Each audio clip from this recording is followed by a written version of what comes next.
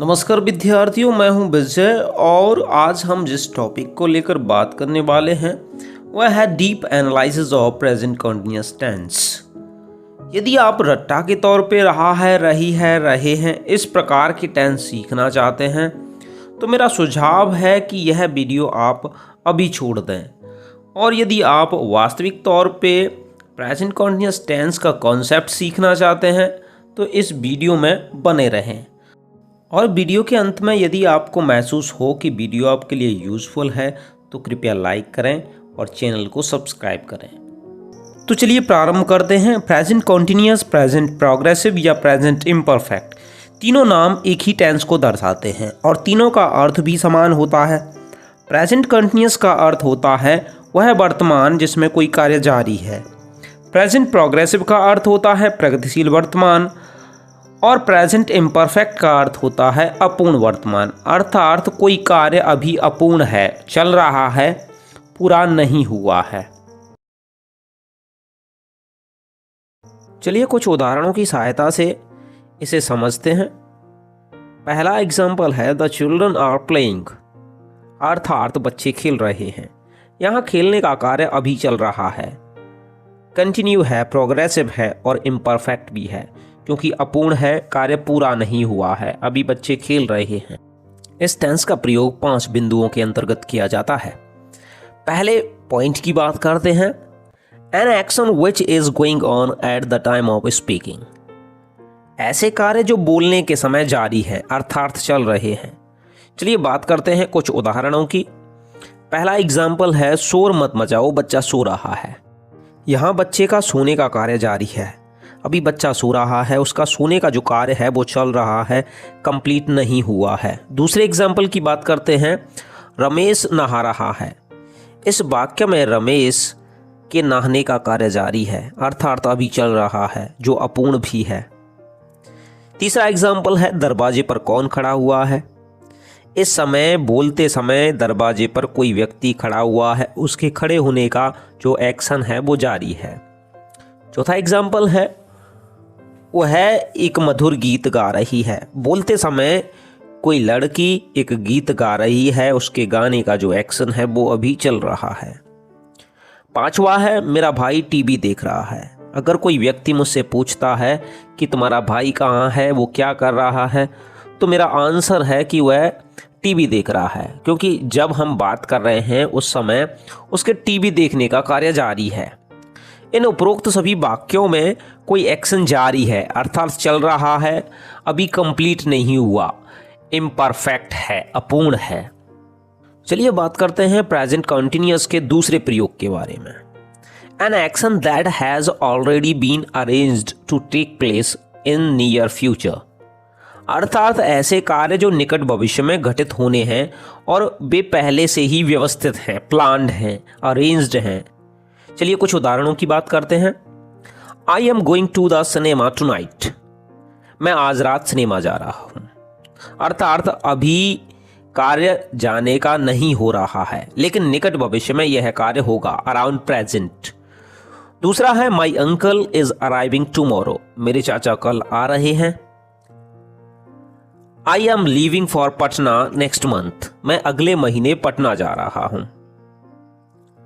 Next है he is going to his village on Monday, अर्थात वह सोमवार को अपने गांव जा रहा है। चलिए एक और उदाहरण की बात करते हैं। We are going to the picnic on Sunday, हम रविवार को पिकनिक पर जा रहे हैं। उपरोक्त सभी उदाहरणों में कार्य निकट भविष्य में घटित होगा, अभी नहीं चल रहा है। तो प्रेजेंट कंटीन्यूअस का दूसरा प्रयोग है नियर भविष्य में होने वाले जो एक्शंस हैं वो प्रेजेंट कंटीन्यूअस के अंतर्गत आते हैं। अब बात करते हैं प्रेजेंट कंटीन्यूअस के तीसरे प्रयोग के बारे में। A temporary action which is not actually happening at the time of speaking, इस टेंस का प्रयोग वैसे अस्थायी कार्यों के लिए होता है जो बोलने के समय नहीं हो रहे हैं। चलिए कुछ उदाहरणों की सहायता से इसे स्पष्ट करते हैं। Nowadays I am reading the Shrimad Bhagavad Gita, आजकल मैं श्रीमद् भागवत गीता पढ़ रहा हूँ। हालांकि बोलते समय मेरा पढ़ने का कार्य जारी नहीं है, लेकिन एक रूटीन से ये कार्य मैं फिलहाल कर रहा हूँ। I am living in a rented house these days. इन दिनों मैं किराए के मकान में रह रहा हूँ। ये परमानेंट नहीं है, टेम्परेरी है, कुछ समय के लिए रह रहा हूँ। तीसरा है she is doing her job well. वह अपनी नौकरी अच्छी तरीके से कर रही है। He is learning to drive. वह गाड़ी चलाना सीख रहा है। नेक्स्ट है I am preparing for competitive exams nowadays. मैं आजकल कॉम्पिटिटिव एग्जाम्स की तैयारी कर रहा हूँ। इन सभी वाक्यों में एक्शन बोलते समय नहीं चल रहा है, लेकिन अराउंड प्रेजेंट है। प्रेजेंट के आसपास ये काम चल रहा है। चलिए बात करते हैं प्रेजेंट कॉन्टिन्यूअस के चौथे प्रयोग के बारे में। समथिंग विच इज चेंजिंग और ग्रोइंग और डेवलपिंग। कोई चीज़ या तो परिवर्तित हो रही है या विकसित हो रही है। चलिए इसके कुछ उदाहरण देखते हैं। The children are growing up. बच्चे बड़े हो रहे हैं। यहाँ एक चेंज या विकास देखने के लिए मिल रहा है। My English is improving. मेरी अंग्रेजी सुधर रही है। इस वाक्य में भी अंग्रेजी ग्रो हो रही है या चेंज हो रही है। More and more people are becoming vegetarian. अधिक से अधिक लोग शाकाहारी हो रहे हैं। The climate is changing rapidly. जलवायु तीव्र गति से बदल रही है। The population of India is increasing rapidly. भारत की जनसंख्या तीव्र गति से बढ़ रही है। उपरोक्त सभी वाक्यों में या तो कार्य धीरे धीरे विकसित हो रहा है या कोई अवस्था परिवर्तित हो रही है। इस प्रकार के वाक्यों को प्रेजेंट कॉन्टिन्यूअस के अंतर्गत रखा जाता है। चलिए बात करते हैं प्रेजेंट कॉन्टिन्यूअस के पांचवें प्रयोग के। Something which happens again and again. कोई एक्शन जो बार बार हो रहा है। For example you are always complaining. या तुम बार बार शिकायत कर रहे हो या शिकायत करते रहते हो। He is always laughing. वह हमेशा हंसता ही रहता है। They are constantly आर्गिंग। वे लगातार बहस कर रहे हैं। He is constantly talking. वह निरंतर रूप से बातें कर रहा है। Why are you continuously criticising me. तुम निरंतर रूप से मेरी आलोचना क्यों कर रहे हो। इस प्रकार के वाक्य स्पीकर की इरिटेशन या एनोइंग मूड या किसी व्यक्ति की नेगेटिव हैबिट को दर्शाने के लिए प्रयुक्त होते हैं। इस प्रकार के वाक्यों में सामान्यतः always, forever, continually, all the time, constantly जैसे शब्दों का प्रयोग किया जाता है। चलिए प्रेजेंट कंटिन्यूअस टेंस को इस ग्राफ की सहायता से समझने का प्रयास करते हैं। प्रेजेंट कंटिन्यूअस टेंस में पास्ट में कोई एक्शन शुरू हुआ है, प्रेजेंट में चल रहा है और फ्यूचर में कुछ समय पश्चात यह समाप्त हो जाएगा। अर्थात मेरे कहने का तात्पर्य ये है कि यह टेंस टेम्परेरी एक्शंस के लिए प्रयुक्त किया जाता है। एक ऐसा कार्य जो कुछ समय पहले ही शुरू हुआ है और कुछ समय तक जारी रहा और कुछ समय बाद समाप्त हो गया। उदाहरण के लिए I am taking my lunch. इस सेंटेंस में लंच करने का कार्य कुछ समय पहले ही प्रारंभ हुआ होगा और कुछ समय तक जारी था, फिर समाप्त हो गया। आप जानते हैं कि लंच करने में कितना समय लगता है। एक और उदाहरण की बात करते हैं। The baby is sleeping. इस वाक्य में बच्चे के सोने का कार्य जारी है। अब विचार कीजिए यह कार्य कब शुरू हुआ होगा और कब तक जारी रहेगा। अर्थात इस टेंस का प्रयोग उन टेम्परेरी कार्यों के लिए होता है जो कुछ समय ही जारी रहते हैं। आइए इसके कुछ उदाहरण देखते हैं। पहला उदाहरण है दरवाजे पर कोई खड़ा हुआ है और दूसरा उदाहरण है मेरे घर की बाउंड्री के पास एक बड़ा बरगद का पेड़ खड़ा हुआ है। अब दोनों वाक्यों के हम हिंदी वाक्यों की पहचान की बात करें तो दोनों के अंत में खड़ा हुआ है शब्द आया है। इसका मतलब क्या ये दोनों एक ही टेंस से संबंधित हैं? बिल्कुल नहीं। इन दोनों उदाहरणों में एक बड़ा अंतर यह है कि पहला उदाहरण एक अस्थायी अर्थात टेम्परेरी एक्शन को दर्शाता है, क्योंकि किसी व्यक्ति के दरवाजे पर खड़े होने का कार्य कुछ समय पहले ही प्रारंभ हुआ था। और कुछ समय बाद यह समाप्त हो जाएगा। लेकिन दूसरे उदाहरण में बरगद के पेड़ के खड़े होने का कार्य स्थायी है, अर्थात परमानेंट है, क्योंकि ऐसा नहीं है कि बरगद का पेड़ कुछ समय पहले वहाँ नहीं था या कुछ समय बाद वह खड़े होने का एक्शन बंद कर देगा। परिणाम स्वरूप पहले वाक्य में प्रेजेंट कंटिन्यूअस टेंस का प्रयोग किया जाएगा, क्योंकि यहाँ पे एक टेम्परेरी एक्शन है। वाक्य इस प्रकार होगा, someone is standing at the door. और यदि दूसरे वाक्य की बात करें तो वाक्य होगा, a big banyan tree stands near the boundary of my house, क्योंकि यहाँ हम परमानेंट एक्शन की बात कर रहे हैं और परमानेंट एक्शन के लिए प्रेजेंट इंडेफिनिट का यूज़ किया जाता है। यहाँ यदि हम एक पहलू की और बात करें तो अधिकांशतः किताबें जो प्रेजेंट कॉन्टिन्यूअस की पहचान रहा है, रही है, रहे हैं बताती हैं, लेकिन यह एक सीमित स्तर है, क्योंकि एरर का पता लगाने या वर्ब फिल करने में इसकी कोई भूमिका नहीं होगी। और वास्तविकता यह है कि यह कोई पहचान नहीं है, क्योंकि आप विचार कीजिए, क्या अंग्रेज़ लोग जब अपने बच्चों को टेंस पढ़ाते होंगे तो क्या वे उन्हें प्रेजेंट कॉन्टिन्यूअस की पहचान रहा है, रही है या रहे हैं बताते होंगे? नेवर। चलिए एक उदाहरण देखते हैं। पृथ्वी सूर्य के चक्कर लगा रही है। इस वाक्य के अंत में रही है शब्द आया है, तो क्या यह प्रेजेंट कंटिन्यूअस टेंस है? बिल्कुल नहीं। भले ही चक्कर लगाने का कार्य बोलते समय चल रहा है, लेकिन यह टेम्परेरी नहीं है, यह एक परमानेंट एक्शन है।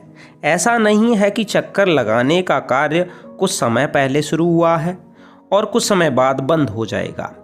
यह प्रेजेंट इंडेफिनिट का टेंस है। जहाँ परमानेंट एक्शन होता है वहाँ प्रेजेंट इंडेफिनिट का प्रयोग होता है। कॉम्पिटिटिव एग्जाम्स में पूछे गए कुछ एरर्स देखते हैं। पहला सेंटेंस है, Pakistan faces the problem of inflation. He is going every day for a morning walk with his friends and neighbours. तीसरा है, the Taj is standing at the bank of the river Yamuna. उपरोक्त तीनों sentences गलत हैं। पहला sentence यह बता रहा है कि पाकिस्तान महंगाई की समस्या का सामना करता है। क्या यह स्थिति परमानेंट है? नहीं, क्योंकि यह टेम्परेरी है। इससे पहले ऐसा नहीं था और शायद हमेशा ऐसा नहीं रहेगा। पाकिस्तान हमेशा महंगाई की समस्या का सामना नहीं करेगा। तो हम कह सकते हैं कि पाकिस्तान इस समय महंगाई की समस्या का सामना कर रहा है। Pakistan is facing the problem of inflation. दूसरे वाक्य की बात करते हैं, he is going every day for a morning walk with his friends and neighbours. अब यहाँ यदि हम बात करें तो यह उसका रूटीन है और रूटीन के लिए प्रेजेंट इंडेफिनिट का यूज़ होता है, ना कि प्रेजेंट कंटिन्यूअस का। तीसरा सेंटेंस है, the Taj is standing at the bank of the river Yamuna, अर्थात ताजमहल आगरा में यमुना नदी के किनारे खड़ा हुआ है या स्थित है। इस सेंटेंस में यह बताया गया है कि ताजमहल वहाँ पहले से था और ऐसा नहीं है कि कुछ समय बाद वह वहाँ नहीं होगा, अर्थात यह एक परमानेंट सिचुएशन है। इसलिए इस वाक्य को प्रेजेंट इंडेफिनिट में होना चाहिए। वाक्य होना चाहिए, the Taj stands at the bank of the river Yamuna. चलिए अब बात करते हैं कुछ स्टेटिव वर्ब्स की जिनका प्रयोग कंटिन्यूअस टेंसेस में नहीं करना चाहिए, अर्थात इंद्रियों को दर्शाती हैं, जैसे feel, hear, see, smell, taste, watch, look, seem, appear, sound. ऐसी वर्ब्स जो ओपिनियन को दर्शाती हैं, assume, believe, consider, doubt, feel, find, suppose, think. कुछ वर्ब्स जो मेंटल स्टेट्स को दर्शाती हैं, forget, imagine, know, mean, notice, recognise, remember, understand, realise. हमारे इमोशंस या डिज़ायर को दर्शाने वाली verbs envy, fear, dislike, like, hate, hope, love, mind, prefer, regret, want, desire, agree, trust, imagine. Measurement को दर्शाने वाली कुछ वर्ब्स कंटेन, कॉस्ट, मेज़र, वे। कुछ वर्ब्स जो पोजेशन अर्थात अधिकार को दर्शाती हैं, जैसे have, own, possesses, belong, contain, consist, comprise। इनके अलावा भी कुछ verbs हैं जिनको हम continuous tenses में यूज़ नहीं करते हैं। वे verbs हैं deserve, deny, depend, concern, disagree, impress, include, involve, lack, mean, need, please, promise और satisfy। लेकिन इन verbs के साथ हमें कुछ तथ्यों का ध्यान रखना होगा। The verbs feel, look, smell and taste can be used in continuous forms when they are voluntary actions, but when they are natural actions, they cannot be used in continuous tenses।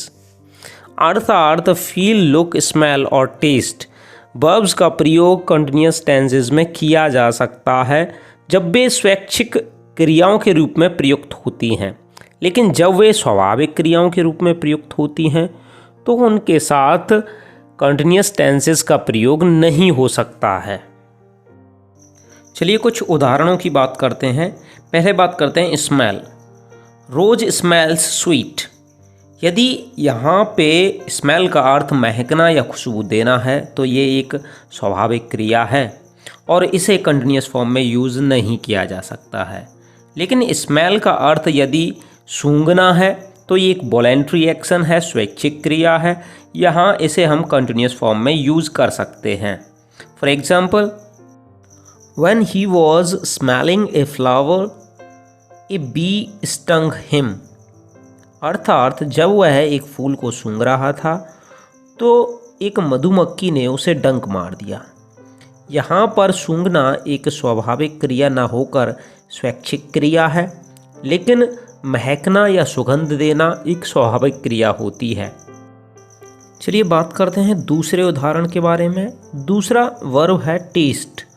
Test का अर्थ यदि स्वाद देना या स्वाद होना होता है तो यह एक स्वाभाविक क्रिया है, और जब यह स्वाभाविक क्रिया है तो इसे कंटिन्यूअस फॉर्म में यूज़ नहीं किया जा सकता है। For example, mango taste sour. ये एक सही सेंटेंस है, लेकिन मैंगो इज टेस्टिंग साउर ये गलत सेंटेंस है। यदि टेस्ट का प्रयोग वॉलेंट्री एक्शन अर्थात स्वैच्छिक क्रिया के रूप में किया जाता है तो इसे कंटिन्यूअस फॉर्म में प्रयोग किया जा सकता है। For example, he is testing the milk pudding. अर्थात वह खीर को चख रहा है। चलिए बात करते हैं तीसरे उदाहरण की। तीसरी वर्ब है लुक। लुक का अर्थ यदि दिखना, प्रतीत होना या लगना होता है तो यह एक स्वाभाविक क्रिया है। For example, that girl looks beautiful. वह लड़की सुंदर दिखती है या प्रतीत होती है या लगती है। लेकिन लुक का अर्थ यदि देखना होता है तो यह एक वॉलेंट्री एक्शन है, स्वैच्छिक क्रिया है। इसके लिए इसे कंटिन्यूअस फॉर्म में यूज़ किया जा सकता है। ध्यान देने वाली बात यह है कि जब इनका प्रयोग स्वाभाविक क्रिया के रूप में होता है तो इन्हें एक एडजेक्टिव मॉडिफाई करता है, लेकिन जब इनका प्रयोग वॉलेंट्री एक्शन अर्थात स्वैच्छिक क्रिया के रूप में होता है तो इन्हें एडवर्ब मॉडिफाई करता है। तो चलिए अंत में बात करते हैं प्रेजेंट कॉन्टिन्यूअस टेंस के स्ट्रक्चर की। अफर्मेटिव सेंटेंस के अंतर्गत इसका स्ट्रक्चर होगा सब्जेक्ट इज या आर या एम। सिंगुलर सब्जेक्ट के साथ इज का प्रयोग किया जाता है, प्लूरल के साथ आर का, जबकि आई के साथ एम का प्रयोग करते हैं। इसके अंतर्गत वर्ब आईएनजी प्रयुक्त होती है।